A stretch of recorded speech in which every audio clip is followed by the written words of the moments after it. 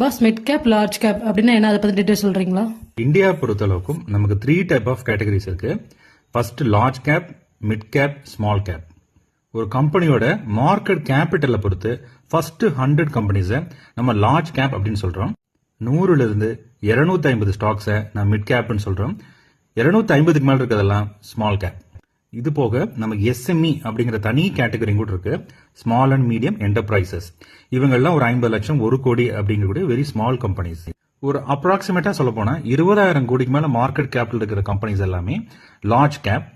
5,000ல இருந்து நமக்கு 20,000 வரைக்கும் இருக்கக்கூடியதெல்லாம் மிட் கேப். 5,000 கோடிக்கு கீழே இருக்கிற கம்பெனிஸ் பூரா ஸ்மால் கேப். நீங்க எஸ்ஐபில இன்வெஸ்ட் பண்ணாலும் இல்ல டைரக்டா நீங்க ஸ்டாக் வாங்கினாலும் இந்த 3 செட் ஆஃப் கேட்டகரிஸ்ல எது உங்களுக்கு ப்ரிஃபர்ட் கேட்டகரி அப்படின்னு பார்த்து நீங்க இன்வெஸ்ட் பண்ணணும். உங்களால ரிஸ்க் எடுக்க முடியும் அப்படின்னா நீங்க மிட் கேப் நீங்க ஸ்மால் கேப்புக்கு போகலாம். இல்ல நீங்க ஒரு ஸ்டெபிலிட்டி நீங்க எதிர்பார்க்கறீங்க அப்படின்னா எப்பவுமே லார்ஜ் கேப்புக்கு போய்க்கங்க. இல்லைன்னா இண்டெக்ஸ் ஃபண்டுக்கு போறது எப்பவுமே சிறந்தது.